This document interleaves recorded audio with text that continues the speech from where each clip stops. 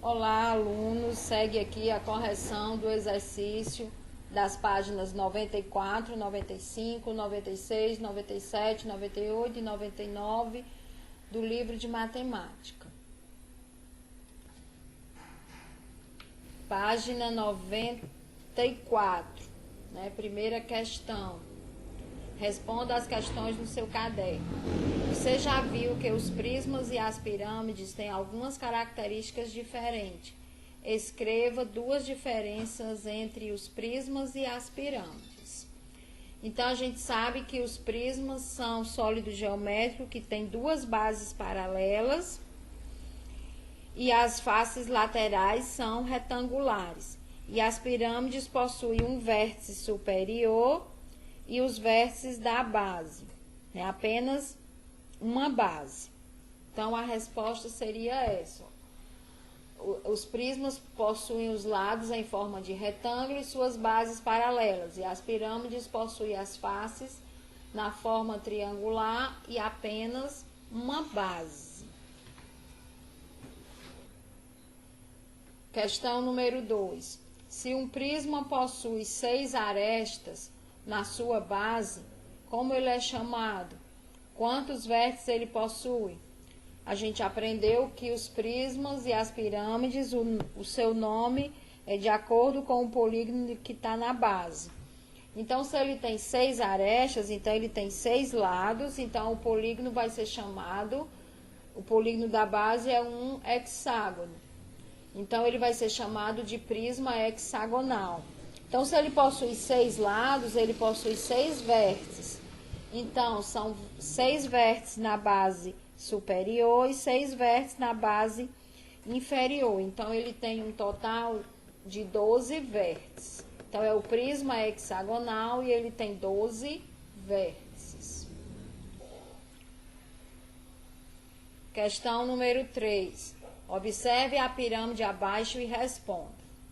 Quantas faces, vértices e arestas tem essa pirâmide? Então, basta a gente contar, né? Faces, nós temos a face da base, né? Que é o hexágono, que são 6 lados. De cada lado sobe um triângulo. Então, dá um total de 7 faces. Vértices, nós temos o vértice superior e 6 vértices na base. Então, dá um total também de 7 vértices. E arestas, nós temos as 6 arestas da base e as 6 arestas laterais. Então, dá um total de 12 arestas. Então, são 7 faces, 7 vértices e 12 arestas. Qual a forma das suas faces laterais? Né? São triângulos. E de sua base é um hexágono. De que depende seu nome? Como podemos nomeá-la? A gente aprendeu que o nome das pirâmides depende do polígono da base. A base aí é um hexágono, então ela vai ser chamada de base hexagonal. Quarta questão. Se uma pirâmide tiver 10 vértices, quantas arestas e face ela terá? Então, se ela tem 10 vértices, é pirâmide, então um vértice é superior, então ficaram 9 para a base. Então, ela vai ter 9 arestas na base e 9 arestas laterais. Então, vai ser um total de 18 arestas. E faces vão ser 10, porque são 9 faces laterais em forma de triângulo e uma face da base, que terá 9 lados. Então, ela terá 10 faces e 18 arestas. Quinta questão. Preciso construir um cubo de arame usando 15 centímetros de arame para cada aresta. De quantos centímetros vou precisar? Então, o cubo tem 12 arestas. Cada aresta vai precisar de 15 centímetros de arame. Então, basta multiplicar 15 por 12, que vai dar 180, vai ser o total de arame que eu vou precisar, de 180 centímetros ou 1,80 m. Então, número 6. Veja a planificação de uma caixa de papelão com a forma de cubo. Então, nós temos aí o cubo, né? Abrimos ele e planificamos aí essa caixa. Aí ele disse: há mais de uma planificação de cubo. Descubra e registre no seu caderno quais das figuras a seguir representam uma superfície cúbica planificada. Então, basta a gente analisar aqui cada item e ver que temos 5 opções que podemos ter como planificação. Veja a planificação de uma caixa de papelão que os itens que não foram com a marcados, forma de cubo. Né? Um possui Então, eu peguei 7 o cubo faces, e abri, o cubo fiz só a planificação 6, dela. E o item Há mais por exemplo, de uma planificação no cubo. Descubra e registre no caderno quais das figuras a seguir representam uma superfície cúbica planificada. Então, os itens A, B,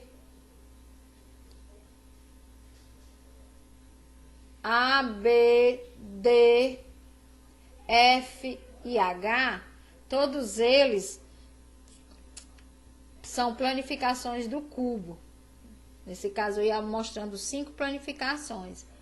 Os itens G não tem como. O item E também não, formar um cubo. E o item C também não. Número 7. Verifique e registre no seu caderno qual dos 6 cubos corresponde à planificação dada. Então, nós temos aí o cubo, novamente, a sua planificação. Basta analisarmos as cores que estão vizinhas. Ó.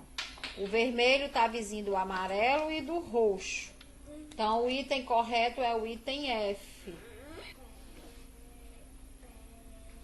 Para a página 96, né? Essa página 96 é uma análise de gráfico de acordo com o texto.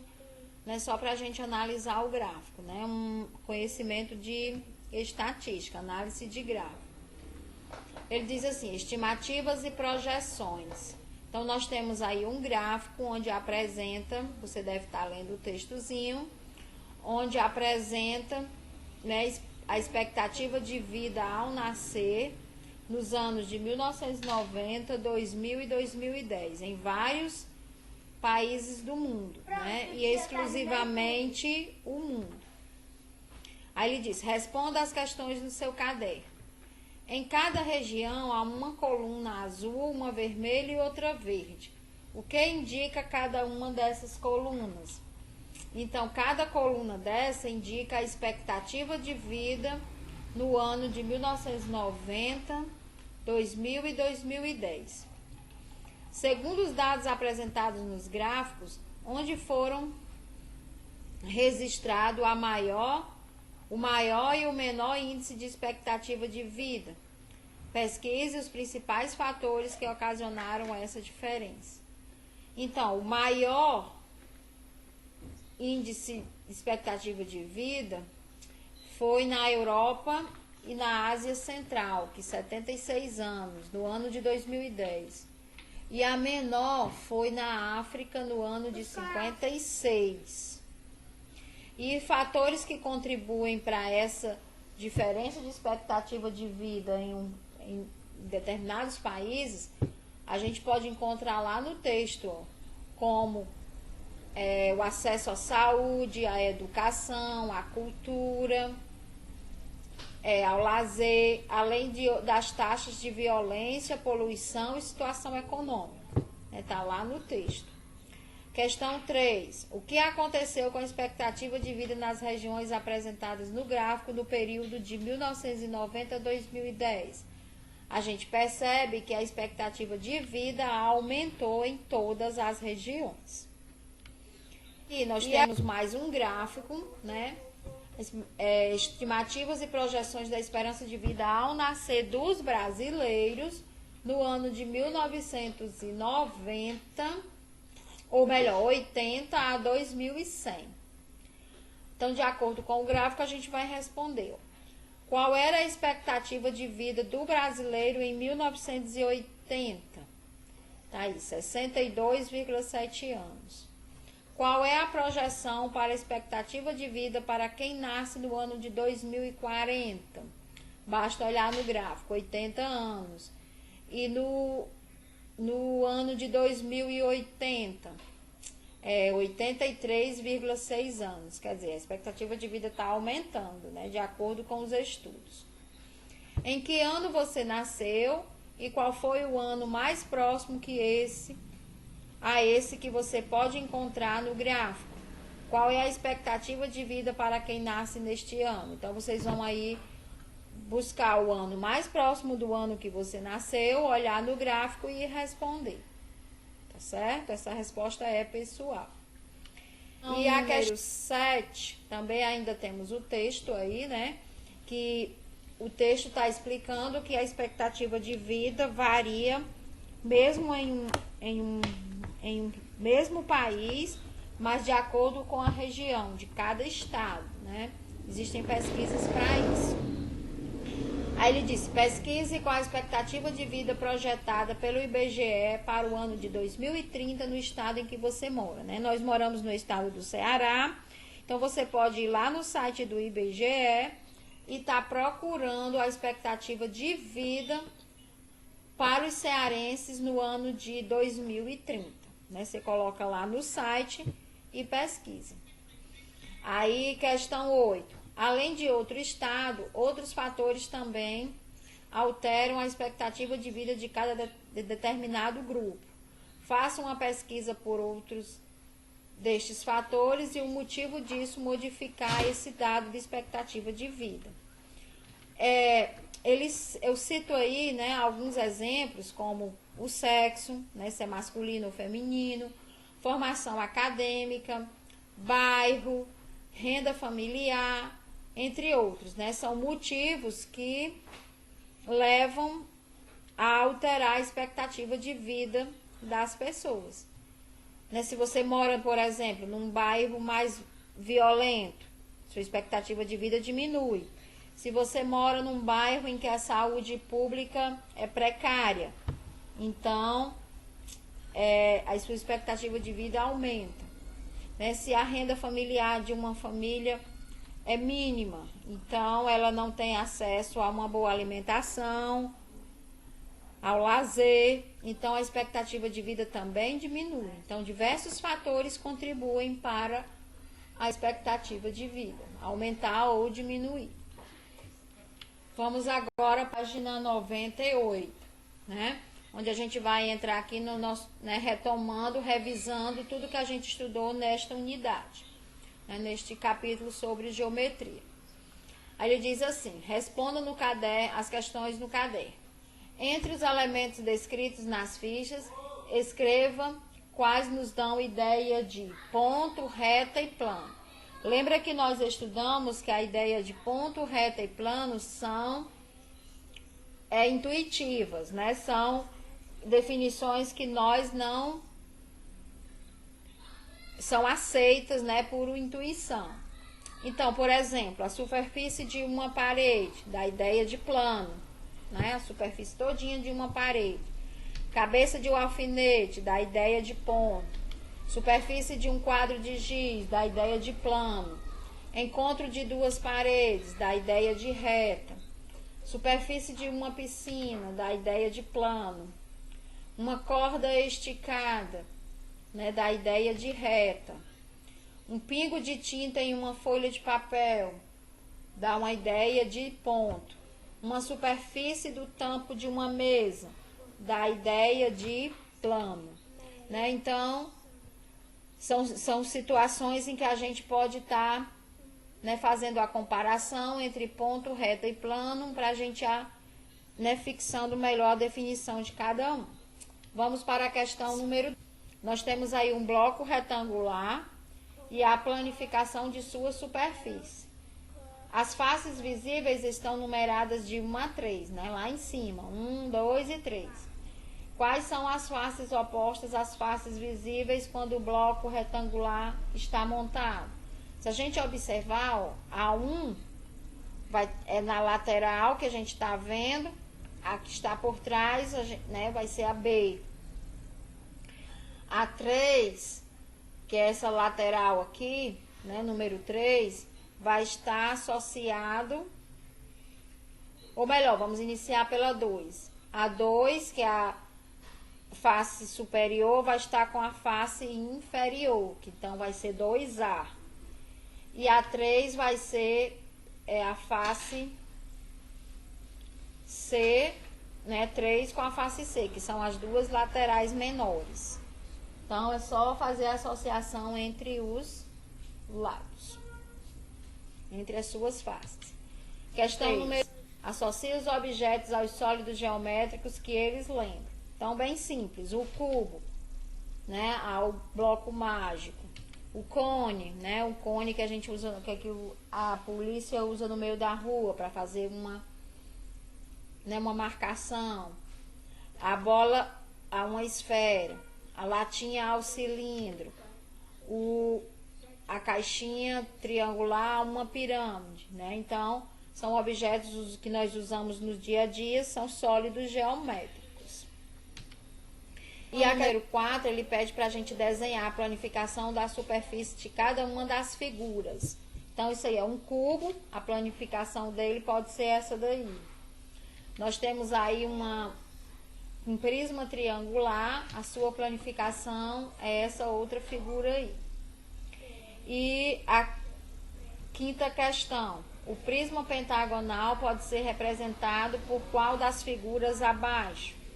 Então, prisma pentagonal. Pentagonal são 5 lados. Então, o item D aí, que você vê que é a base. Se é prisma, então tem as duas bases. A superior e a inferior. Qual é o número de faces laterais de uma pirâmide que possui 100 vértices? Então, se é pirâmide, então ela tem um vértice superior. Então, se ela tem um vértice superior, ficaram 100 vértices para a base. Então, ela também vai ter o número de faces laterais, vão ser 99. Né? 99 faces laterais. E por último, nós temos aqui a questão número 7. Observe a reta abaixo e responda as perguntas. Você tem uma reta com 3 pontos. Né? Então, ele pede no item A. Quais semi-retas de origem no ponto B podemos obter? Então, semi-reta a gente aprendeu que são... A gente conhece apenas a origem por onde ela inicia. Né? A origem do... Então, ele pede semi-retas no ponto B. Então, vai ser B passando por A e B passando por C. Então, são 2 semi-retas. E a letra B, quais segmentos de retas estão definidos pelo ponto A, B, C? Então, segmentos de retas a gente conhece as duas extremidades. A origem e o início e o final. Então, quantos segmentos de retas definidos pelos pontos A, B e C? Então, são 3 segmentos, né? E vai ser o segmento AB, BC e AC, né? São 3 segmentos. E concluindo, né?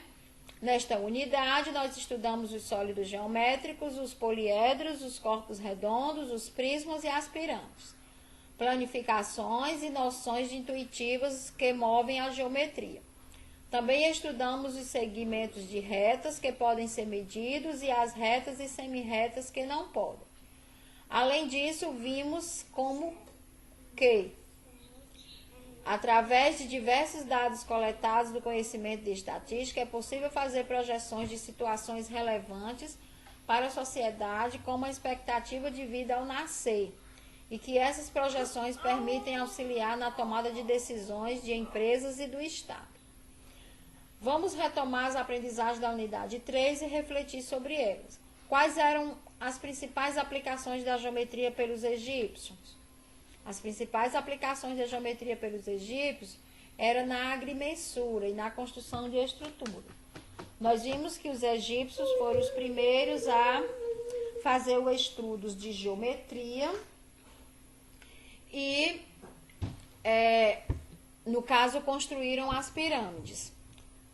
Você consegue dizer a diferença entre as características dos prismas e das pirâmides, né? Nós já vimos, os prismas possuem duas faces, duas bases, e as faces são retangulares, e as pirâmides possuem faces triangulares e apenas uma base. Você sabia quais das 3 ideias intuitivas da geometria e que assim são denominadas? Então, as 3 ideias intuitivas das geometrias é o ponto, a reta e o plano. Elas não podem ser comprovadas e são aceitas sem definição.